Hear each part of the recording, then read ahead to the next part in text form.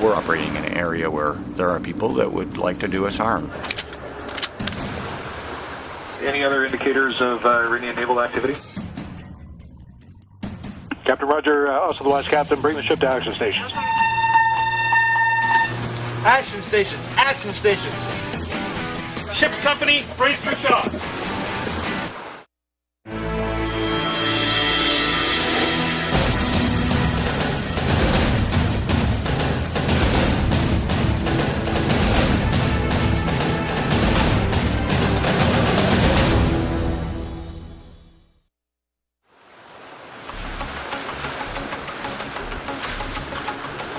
A powerful naval task group has sailed east from home ports in Canada to one of the most lawless maritime regions in the world, the Persian Gulf. Now in command of Combined Task Force 150, its mission is to lead an international coalition of warships in the fight against maritime terrorism and piracy, using whatever means necessary.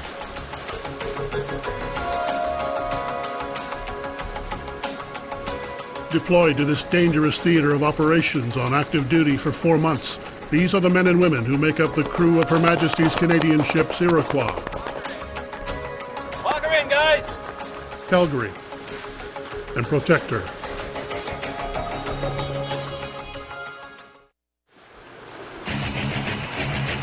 The waterways bounded by the Horn of Africa to the Gulf of Oman and Strait of Hormuz are ancient shipping passageways connecting the east to the west. 2/3 of the world's goods flow through the narrow choke points here, but this region has also become one of the most dangerous on the planet. The area is rife with widespread smuggling of drugs and weapons by terrorists and daily attacks by pirates on transiting merchant vessels. Commodore Bob Davison is in command of CTF 150, leading the coalition from his flagship, HMCS Iroquois.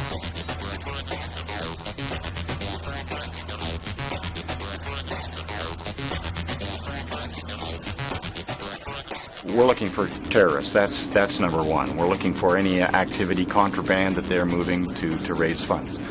But on a broader scale, there's a lot of piracy going on in this particular area. It's turned out to be pretty lucrative for those that are operating out of Somalia. And so, we've got to try and deter that, minimize it to the extent we can.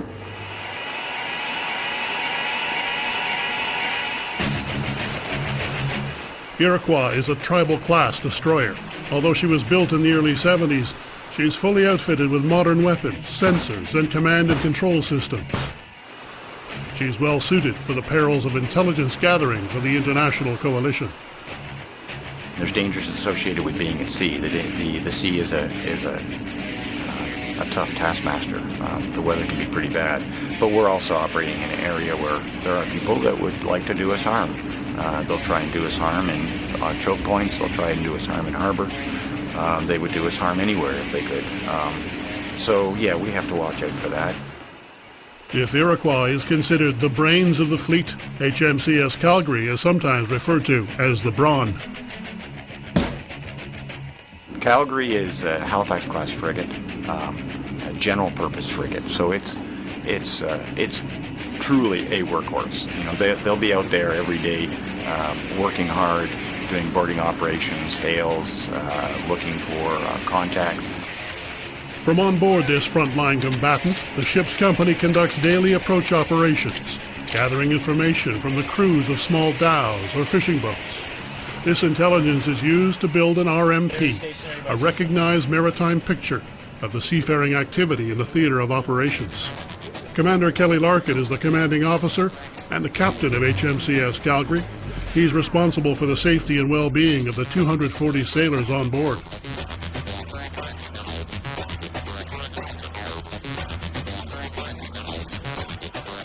We're here to increase regional stability and reassure people who conduct their local activities at sea from Pakistan, Iran, Oman, or further afield if it's fishing or what have you, so that we can share with them why it is that we're here and help them to understand that if they can share information about the normal patterns of life in this region, we can help to keep the body of water open support the free movement of trade.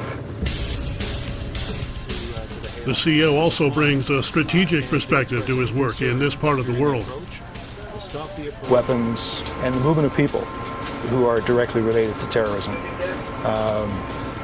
If we can prevent that, then we are having a direct impact in support of our operations in Afghanistan, trying to stabilize that country and provide a secure environment where our folks can help with the nation building there. Currently on patrol in the Gulf of Oman in support of Combined Task Force 150, Commander Larkin must ensure that certain strict criteria are met before ordering a naval boarding party to conduct an approach operation. There's always a legal basis for conducting a boarding, first and foremost. Once we've determined why it is that we're going to conduct this boarding, I'll have the boarding officer up here. He will brief me on intended tactics and how he intends to conduct the boarding. And then I'll get the entire boarding party together and brief them on the rules of engagement and give them my specific instructions to conduct the operation. Any other indicators of Iranian naval activity? Nothing else, sir. Okay, yeah, continue to watch in that direction and let me know if there's any changes. Aye, sir. Calgary's CO is informed by the operations room officer that a fishing dhow is drifting just outside Iran's territorial waters. Commander Larkin weighs the opportunity to gather intelligence from the dhow's crew against the danger of accidentally entering Iranian waters. Okay, so this appears to be a Pakistani fishing dhow. He's about 4 miles outside of Iranian territorial waters. He is also being set by the ocean current towards their waters. So the intention will be to send away the boarding party. We will not go aboard the dhow unless there are any other suspicious indicators, but we are going to make an approach and exchange information with him. Try, just work your way through the languages, please, XO, and see if he waves or responds. When a warship approaches a vessel of interest, or VOI, the first request for communication comes by radio. The boarding hail, as it's known, follows strict Navy protocol. The warship identifies herself and references the authority for her action. The intention to approach is then announced. Should a VOI choose not to respond to a hail, the warship may be given approval by the Commodore of CTF 150 to escalate the approach, including the use of force. After attempting the hail in several local languages, the ship's translator still has not received any response from the dhow. Suddenly, activity is noticed on the deck of the fishing vessel. They just unfurled an Iranian flag on? Did they? They've done this before. Deftly switching flags as a matter of tactical convenience could, in this case, be a warning to Calgary that this dhow's master does not wish to be boarded by an international coalition warship boarding party. Okay. So he switched from Pakistani to Iranian. I gather. He's still got what I see as the Pakistani, but it's just green. Okay. Somehow we'll still do the approach and exchange information with him and see what he has to say. It's typical tactic. Yeah, that's fine. It's completely non-escalatory. It's simply an exchange of information, and if they don't want to do so, that's fine. No problem. We'll try and carry on. Right. Any besides what we've seen in the last few minutes? Any other? No. Anything unusual? Okay. Boarding officer, what I want you to do is to conduct an approach. I do not want you to go aboard the vessel, even if invited. Okay. Stay in the rib. All right. So we're ready to recover quickly if we need to for any reason. The naval boarding party is a highly regarded group of volunteers who are proficient in marksmanship, strength training, and unarmed combat. Away from the protection of the mothership, the very survival of a boarding party could depend upon its quick judgment and razor-sharp reaction times. They also go through a process of environmental acclimatization, which means being outside, working in the hot climate, working with all of their protective equipment on, and adjusting to the environment that they're going to be doing their business. And then it's up to me to get the ship into a position, find a vessel that we're either going to approach to share information with and ask them for information, or actually conduct a boarding. The boarding party assembles on the deck, armed with a variety of weapons, including Sig Sauer 9mm semi-automatic pistols, MP5 machine guns, pepper spray, and batons. The team waits for the CO's briefing for this operation. Okay, team, we have another pair of fishermen. We'll make the approach, we'll exchange information, expect no hostility, and you retain the inherent right of self-defense. All right? If I get any indications of Iranian naval activity to the northeast, you'll be recalled, and we'll recover you and the rib, and then we'll open to the south. We are in international waters. We're 4 miles outside of territorial waters, so we have sufficient time and sea room to do this. Okay? Any questions? Outboard. On guardrail. 6 hours. 8-round magazine, load and be ready.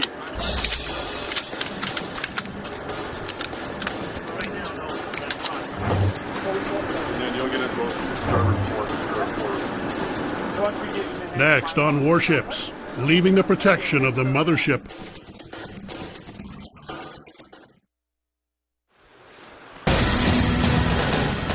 HMCS Calgary's commanding officer, Commander Kelly Larkin, has prepared the frigate for the approach operation. Calgary's been maneuvered into a position about 200 to 300 yards off the vessel of interest.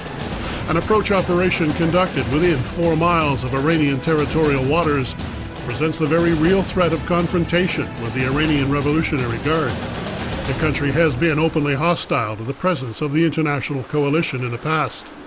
The approach operation must be done quickly. The boarding party closes up on Calgary's deck. The Dow still has not answered Calgary's request for communications. It has little idea of what to expect.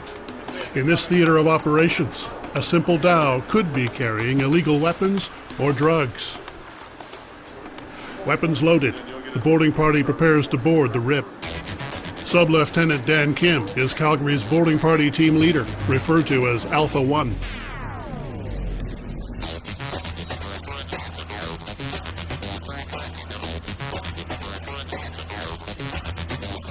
We want to find out about the routine of the ship we're visiting, find out any routines in the local area, and generally we're just checking on their welfare, the well-being, and what they think of the coalition, and how they feel about the coalition, and basically find out any intelligence if they know anything suspicious in the area, mainly about due to smuggling, piracy, and things like that, and just to find out what the general maritime picture is going to be in the area. Members of this highly trained team are sensitive to cultural differences thousands of miles from home, regardless of the situations they may encounter. Lieutenant Commander Arvinder Aujla is Calgary's executive officer.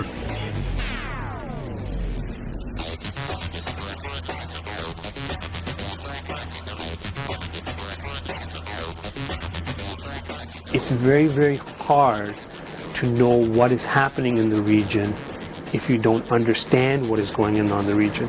And we all come here with our perceptions. The challenge is to come at it with not the focus or the lenses that we come to with Western ideas, but know what the people here are all about so that we understand what they're doing. Up ladder!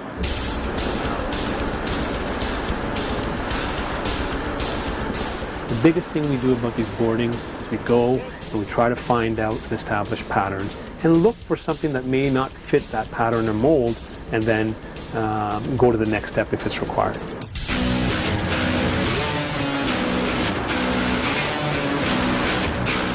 Capable of speeds well over 20 knots, the boarding party rapidly approaches the dhow. Optics might suggest to the dhow's crew that this group is acting alone, but in reality, its every move is being closely watched. Alpha 1 will be in constant contact with the officer of the watch on Calgary's bridge, with the CO and XO close by. The duty watch in the operations room will be monitoring the rib and the dhow's proximity to Iranian waters, while scanning the radar screens for any signs of Iranian Revolutionary Guard. Can you ask for the master's name? Karim. Ask him if it's okay. Could we come alongside? Okay. They approached cautiously to watch for any indications of, that they weren't happy with our presence there, but that wasn't the case. So the boat made his approach, and then they verbally exchanged information in the fellow's language, which really does a lot to boost confidence. You're speaking Urdu, right? Yeah. Oh, okay. I have several linguists in the ship's company.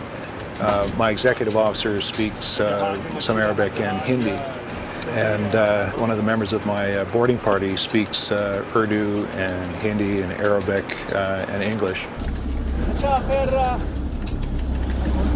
They said they're from Chabar. Chabar? Iranian? The master, he was very busy. He was more engaged in mending his nets, but we talked to the engineer. Their primary language was Farsi, but we have a member on our team, Master Seaman Mufti. He speaks Urdu fluently, and we're talking to them in Urdu. Although the dhow's master is not unfriendly, he is not forthcoming either. Meanwhile, back in Calgary's bridge, a second dhow has been spotted in the area, just a few hundred meters away. The decision is made to move on and approach this second fishing vessel.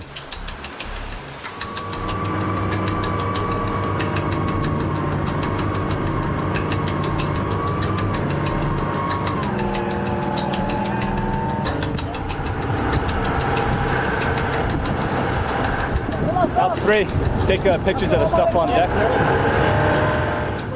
The boarding party uses a video camera to record the dhow and its visible cargo. This will be valuable information to pass along to the coalition warships. This time the group is welcomed alongside the vessel. Master Seaman Mufti, fluent in Urdu, successfully establishes an immediate rapport with the fishermen in a common tongue. Gifts of fruit and water are much appreciated in this hot climate and help pave the way for human intelligence gathering, or humans.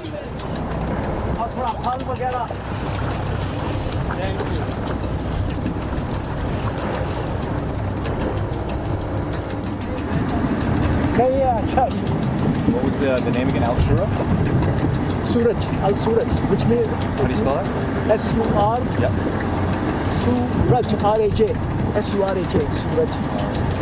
Which means the sun. The sun? Yeah. That's the name of the ship? That's the name of the ship. Can you ask them if they know anything suspicious in the area? If they're willing to tell us anything? Okay.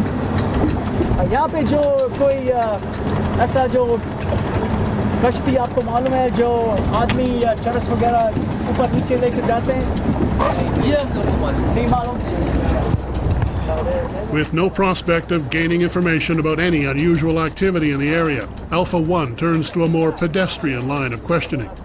These types of seemingly mundane exchanges may at first glance appear to be unimportant, but understanding the daily routine of life within the theater of operations paints a much larger maritime picture of the region.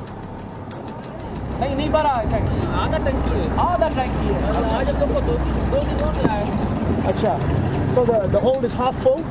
They're going to keep fishing until the hold is full, and then they'll go back. Okay, how far out do you normally come? अब कितना दूर आएंगे आपके घर से समंदर कितना दूर आएंगे आप 40 मील 20 मील 20 kilometers 25 kilometers takes half a day. Observing the approach op from his vantage point on Calgary's bridge, Commander Larkin spots large packages on the dhow. He draws Alpha 1's attention to them.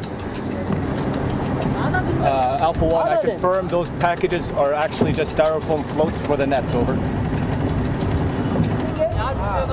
तो ये ऊपर पानी के ऊपर से आपको मालूम हो गया हाँ जी अच्छा बात ठीक ठाक था सही है yeah that's what they are for floats for the nets.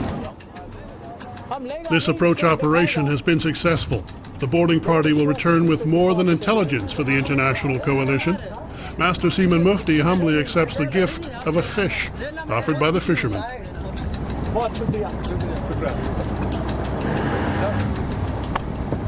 Okay, want to pass on to the captain from our captain. Captain very much appreciates him letting us come alongside, talk to him, and exchange information. And hope to see him later on and have a safe trip. अच्छा जी, कप्तान साहब, हमारा कप्तान से आपको बहुत-बहुत शुक्रिया. Suddenly, Alpha 1 notices something highly unusual about a previously unseen crew member standing behind the dow's master. हमारा जहाज 335 Guy in the black. Channel 16 watch, gold watch. Take a good अच्छा picture ji, of him. Channel 16 पे हमको बुलाओ. In this war-torn part of the world, the rare sight of a gold watch could be a sign of riches gained through illegal activities. The work aboard this dhow may not be as innocent as it appears.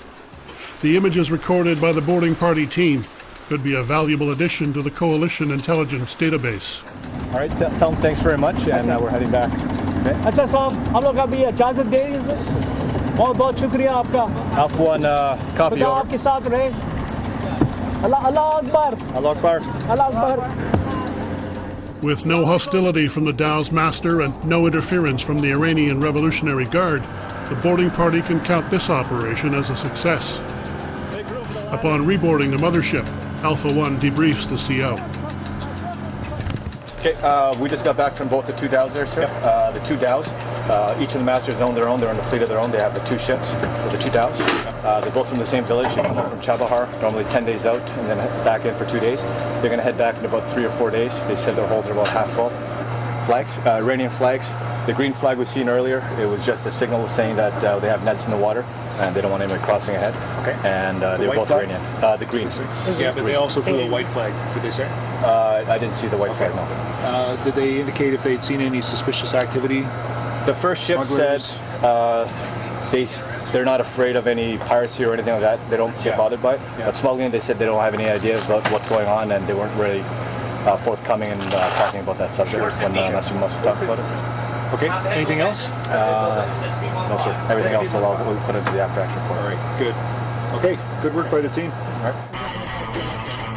Being approached by a heavily armed 4,000-ton frigate can be, without a doubt, an intimidating experience for the local fishermen. The International Coalition of Warships is keenly aware of the daunting impression it makes. CTF 150's mission is not to overwhelm, but to bring security and stability to the Persian Gulf region.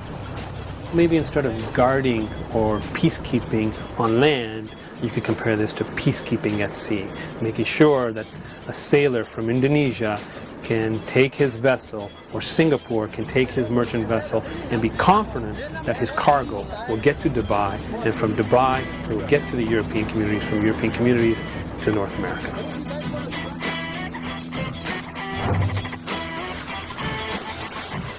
Next on Warships, HMCS Protector prepares for an unexpected approach-op when a vessel of interest is spotted beyond Calgary's reach.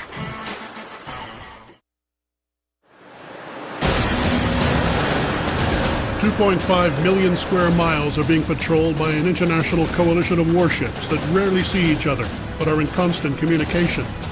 The strategy of the task force is to disperse its assets throughout the region, covering as much territory as possible. This tactic minimizes the ongoing terrorist threat by making it difficult to target more than one vessel at a time. Today, the nearest ship to HMCS Calgary is HMCS Protector. Although she too is in the area south of the territorial waters of Pakistan and Iran, she's too far away to be seen from Calgary's bridge. Protector has a very different role in this mission. Protector is our AOR, our auxiliary oil replenishment vessel, AOR. And their job is to provide all of the support capability. The ship also has a boarding party. It has warfighting capability. So we'll use it in a much broader role than simply as a support vessel. So it'll go around, it'll deliver fuel, it'll deliver rations, but when it's not doing that role, it'll also be patrolling areas and contributing to maritime stability. A vessel of interest has been noticed. The nearest ship is Protector. She's been ordered to conduct an approach operation. Skillfully maneuvering a frigate alongside a fishing boat is tough. Imagine approaching a small vessel in the massive AOR. Fully loaded, she weighs almost 25,000 tons, about 6 times more than Calgary. It's comparable to the difference between a sports car and a family SUV. Every change in speed and bearing requires careful calculation. Commanding Officer Sean Cantillon is the captain of the auxiliary oil replenisher.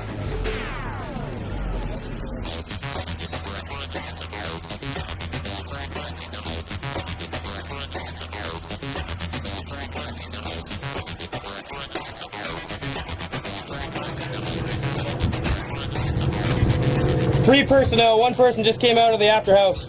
What speed is he tracking at? We look like we're closing. 6.5. Yeah, let's drop our speed down there, so watch, come on. The vessel of interest, or VOI, appears to be a large merchant dhow, the kind often used for transporting goods. From a distance, nothing appears out of the ordinary, except that attempts to hail the dhow are met with silence.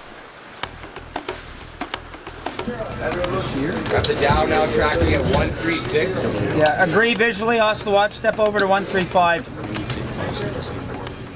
This merchant vessel is not flying the flag of its country, forcing Commander Cantillon to rely solely on any intelligence that may already exist in the coalition's records. It's not much for Protector's boarding party to go on. We're just running his name right now, we've got it. So we'll run that through the database. Once I get a sense of, if I get some info from the database, I'll call you on the radio and give you the update. It's whether or not he's been picked up before. I mean, they seem completely indifferent. There was one guy on the upper deck sort of scrubbing it, and now he's gone. So. The boarding party assembles on the deck below the bridge wing to receive their final instructions from Commander Cantillon. For rules of engagement, boarding party rules of engagement will be in effect should this transform into a boarding. For the approach op, self-defense remains in effect. There's been no marks or signs of any hostile intent or hostile act whatsoever from this vessel. So remain safe, conduct the approach op hail, and return to mother unless one of the tripwires are hit. Any questions? Roger, carry on. Boarding party, attention! Turning right, go! Out!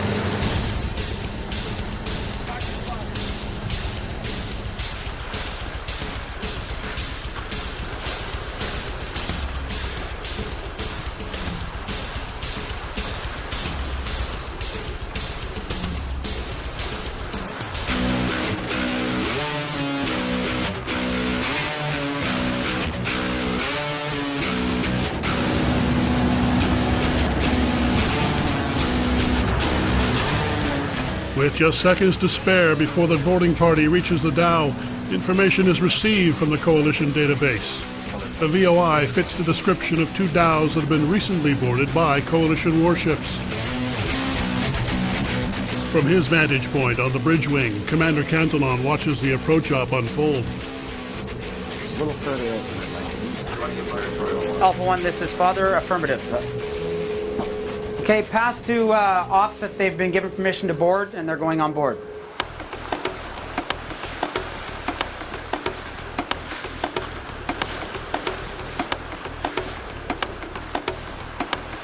Aboard the dhow, the boarding party is trained to be courteous but professional. The dhow's crew is gathered and Alpha 1 begins to ask questions. The answers will help build a recognized maritime picture of recent activity in the area. So we've basically, the coalition, as I've said before, is just here to try to help us provide maritime security for the region so you can carry on with your business. We appreciate your patience today. So I just would like to confirm your flag of registry. We noticed you weren't flying a flag today. हमने देखा कि आपके पास कोई झंडा नहीं था। झंडा नहीं था। आप कौन से देश से हैं? इंडिया से। India. Okay. India. And it's normal practice for you to not fly a flag while underway. आप जब समुद्र में जाते हैं, आप क्या इंडिया का झंडा पीछे नहीं लगाते? इंडिया में हम समुद्र में नहीं लगाते हैं, उधर इंडिया में जाएगा, पोर्ट के अंदर लगेगा।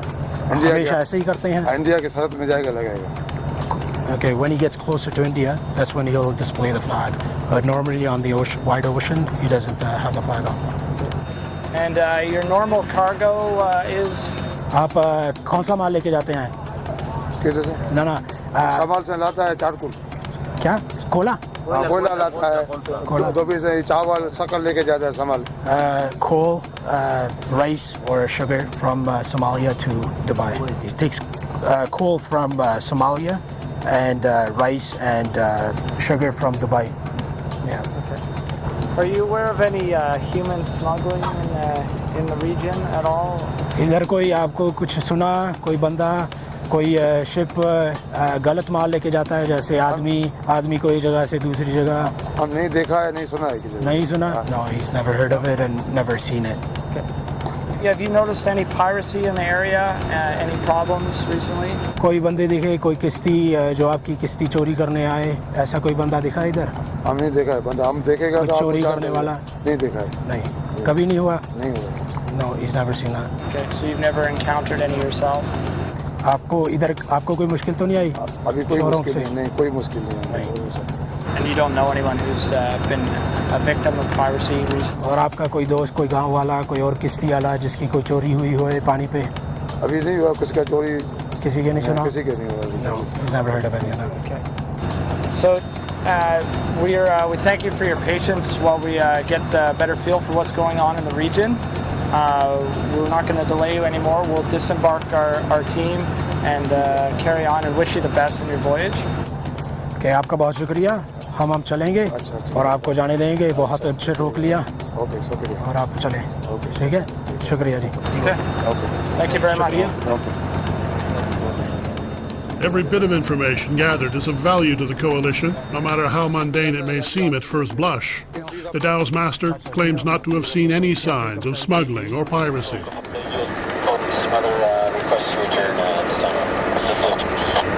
This is Hollywood, Roger.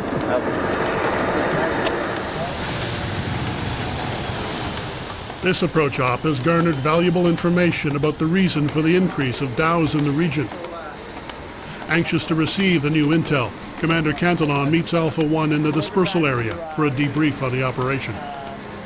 The reason he's going back to India is because it's the end of the season for him. Monsoon season again. On his way home to shut her down for 3 months. So similar story to this explains why we're seeing a lot of Dows then in ballast. Because they're empty, they're heading home. And yeah, he doesn't want to pay the insurance on it for 3 months, so he's going to go and shut it down, get rid of the crew. Wow, okay. And, so that's good intel. Excellent. A natural local response to the weather in the area now confirms intelligence previously gathered by the coalition forces. The effect of the quickly approaching monsoon season on this Dow's activity will be shared with the coalition.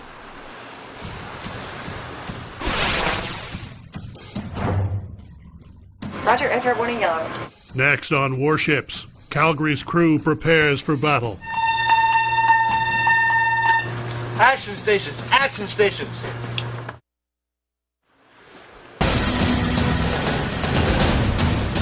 HMCS Calgary is currently in the box, the very heart of the theater of operations. As a patrolling frigate for Combined Task Force 150, her mission is to gather intelligence. This knowledge creates a maritime picture of the dangerous region for the coalition forces. Establishing the patterns of legal activity makes it easier to recognize the patterns of illegal activities. The ship's company knows they're in the box to halt illegal goings-on using whatever means necessary. We're well suited to send right up to the front line, wherever that may be, to conduct the business of the mission. And if that's full-on naval combat, we're capable and trained to do that. The survival of crew and ship rely on well-honed warfare skills, but maintaining such a state of combat readiness requires almost daily drilling. While departments train individually most days, nothing can beat Battle Bag Training Day for exposing weaknesses and areas for improvement in Calgary. The entire ship's company will be put through real-time scenarios, unleashing extreme simulated combat situations on an unsuspecting crew. Only a handful of officers know what to expect on Battle Bag Day. Petty Officer First Class Andy Ferguson is the Senior Combat Information Operator for HMCS Calgary.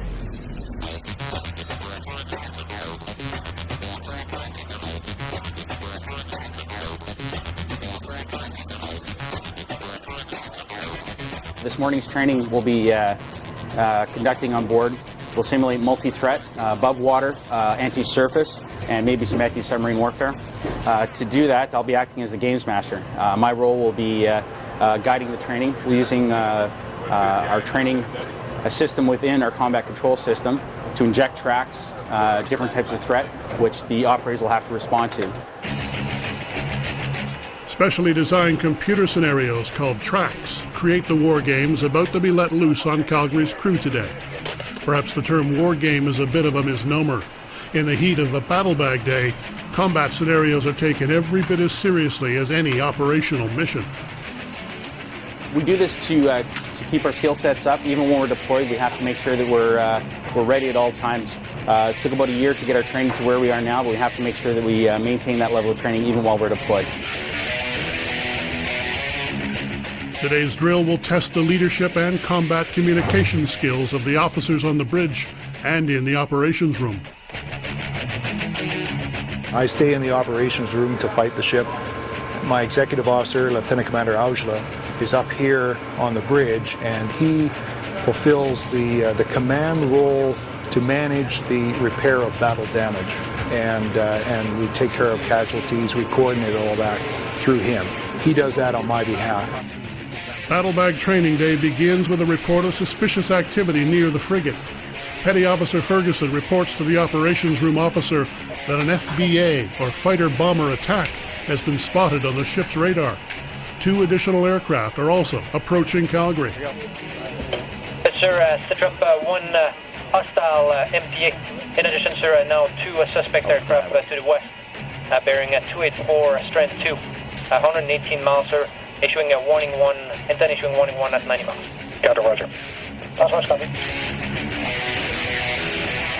NAVCOM, so tactical signal, air threat warning yellow. The threat to Calgary escalates when the ORO, the operations room officer, reports that the first aircraft has ignored the order to stay out of the frigate's restricted airspace. Oral Swick. Recommend close within 50 nautical miles, issue warning 2. Oral Captain, agree if inbound aircraft close to 50 miles, issue warning 2. Oral, roger, Swick copy. So copy, sit back to AW. Suddenly, the first hostile aircraft retreats, but the 2 behind it continue to hurtle towards Calgary at over 600 miles per hour. Captain, sir, issued a warning 1 2 times, no response, sir. Holding warning until 50 miles. Captain, roger, agree.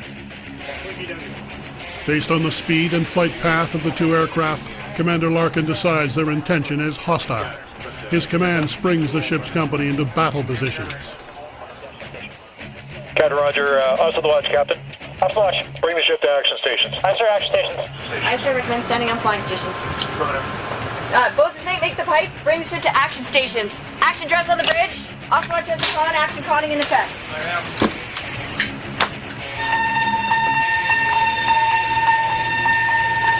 Action stations, action stations.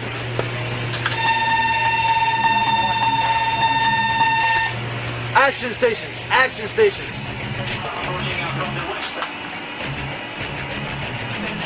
Action stations, action stations. The ship's company prepares for AAW, anti-aircraft warfare. All right, Captain, sir, AAW warfare priority is correct, issuing warning 2. Hostile aircraft now approaching from the west. Captain, roger. Also the watch, Captain.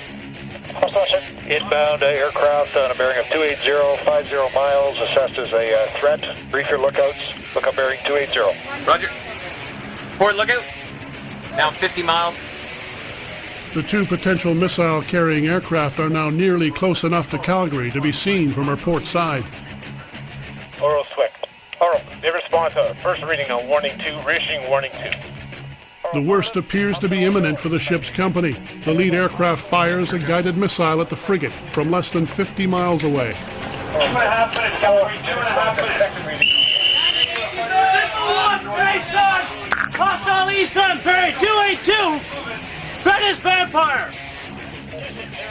Also watch, Captain. Possible missile release bearing 280, 45 miles. Come left 260, set watch exercise. Roger, left 260. There are 2 types of protection systems in Calgary. Soft kill systems, which use jamming or decoys to confuse a missile's guidance system, and hard kill systems, which attempt to detect and destroy incoming projectiles. Launch for visual indication of inbound missile bearing 280. Proceed with soft kill and hard kill.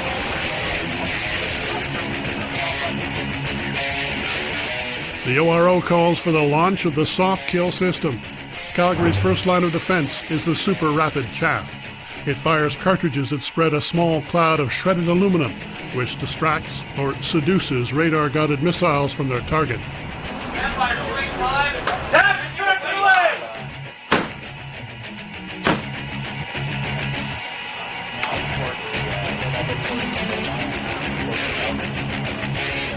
The chaff does its job, but within seconds, the crew is faced with a potentially catastrophic situation.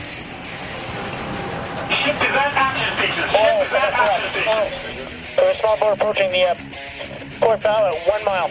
Roger, small boat at 1 mile. Oswald Captain, issue warning 1 on the small boat. Yes, sir.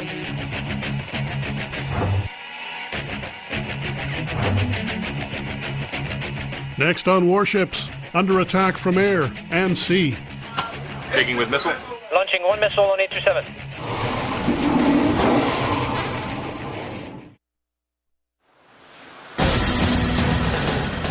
HMCS Calgary is on patrol for illegal drug smuggling and terrorist activity as part of the International Coalition for Combined Task Force 150.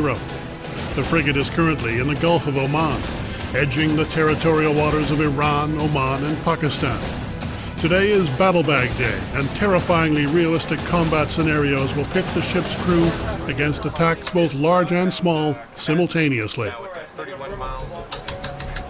2 hostile aircraft continue to close on Calgary, and now a small boat has been spotted. These agile go-fasts have been used by terrorists for everything from drugs and weapons smuggling to suicide attacks. As the ship's radar tracks the go-fast, lookouts confirm it's carrying a deadly weapon, an RPG, a rocket-propelled grenade. Oswald Captain, what's the range to the small boat? 1.5 miles, sir, and we have an RPG. Confirm he fired RPG? No, we just have an RPG visual. He has not fired yet. Captain, roger.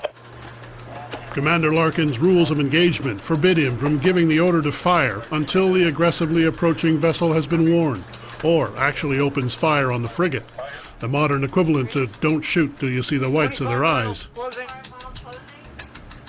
Oswald Captain, if he shows hostile intent or commits a hostile act, take self-defensive action using 50 cal. Aye, sir. And also the Lodge Captain, when small boat closes to 1/2 mile, 1,000 yards, issue warning shots. Aye, sir. Captain, sir, second off the watch. Captain. Small boat engaging with RPG. We are engaging with 50 cals. Captain, roger, take self-defensive action. Aye, sir.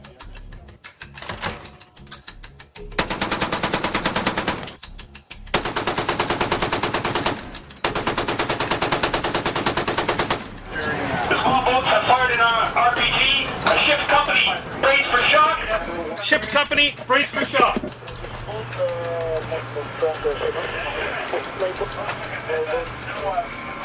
Ship's company, unbrace. Ship's company, unbrace.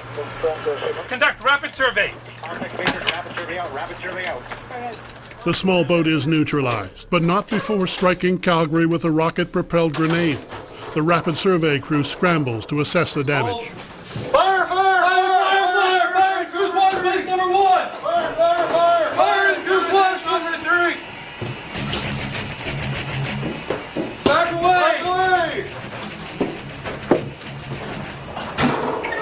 Check 16 mess. Checking 16 mess. Doors cold.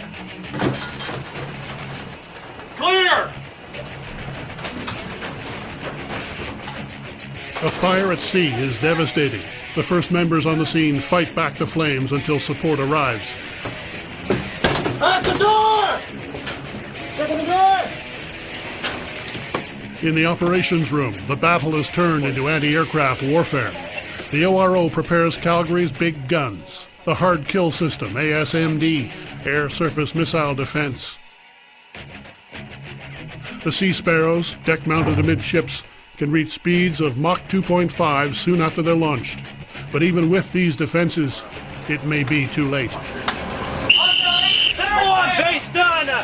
Hostile ESM bearing 281. Threat is a Vampire. Recommend ASMD course 260. Oswald, Captain. Sir. Possible inbound missile raid bearing 280, range 45 miles. Hi, sir.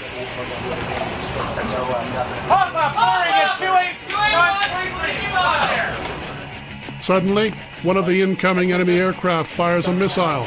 It's headed directly toward Calgary. Borough, Captain, take inbound Vampire bearing 280. Hi, sir. Hey, system, missile away. 15 seconds. Ship's company, brace for shock. Brace for shock. Ship's company, brace for shock. Follow projected zero, missile inbound.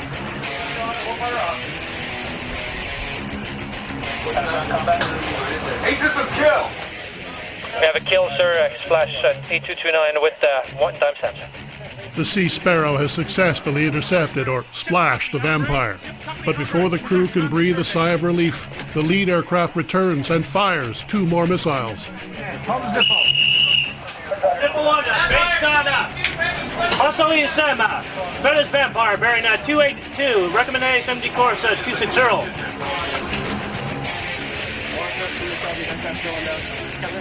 Chaff cartridges are fired to confuse the incoming missiles by throwing up a wall of shredded radar-reflecting aluminum. Meanwhile, firefighters work to prevent complete shipboard disaster as they fight back the flames caused by the rocket-propelled grenade. The sea's smacked! Opening the door! Opening the door! Back him up! Back him up!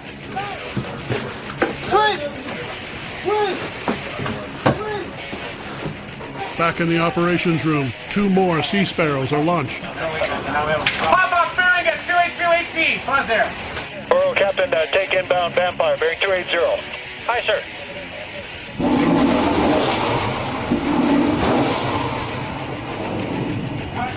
Hey, system, missile away. 30 seconds. Oswald, Captain, for exercise, come hard right. Open sea whiz. Hey, system, kill. Someone's kill. Splash the first one. Splash the first missile, sir. Captain, roger.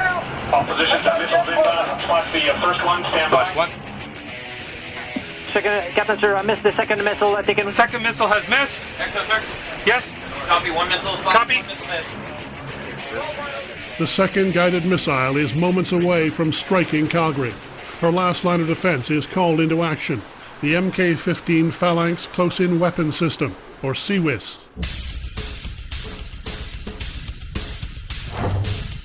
The CWIS is a ferocious 6-barrel Gatling gun, capable of firing 20mm ammunition at 3,000 rounds per minute and shredding any airborne threat. Second missile still inbound. Visual. Saws, shoot. Hey, system, kill. Saws, kill. Splash the second missile with the gun. Second missile has been splashed by guns. Aircraft continues to close. Although the second missile has been shot down, one of the aircraft has not changed its course. It's headed directly toward the frigate. Captain, sir, aircraft is still inbound now, bearing 289, 16 miles. This is FBA. Captain Roger, take with gun. Took your permission to take FBA, closing now 16 miles, 500 knots. With the hostile aircraft less than 20 miles from the ship, there is only one decision to make. The enemy must be shot down before it reaches Calgary and her crew. The CWIS is engaged one more time. Captain, sir, we splashed 1 aircraft. 1 aircraft is still inbound now from the west. Even with drastic measures, the ship is still not out of danger. The crew prepares to defend against the last incoming aircraft. Launch. Taking with missile. Launching 1 missile on 827. Commander Larkin orders the firing of the Sea Sparrow at the second enemy aircraft. Ace is the miss. Launch another 1. Inbound FBA. Captain, sir, miss with the first missile, 8207, probably to do the maneuver. Launching another 1 on 8207. The aircraft takes evasive action, and the second Sea Sparrow misses its target. With the aircraft less than 10 miles away, the CWIS is engaged. Take with the gun. Still 4 miles, sir. Captain Roger. Saws, shoot. Excellent, Captain, brace for shock.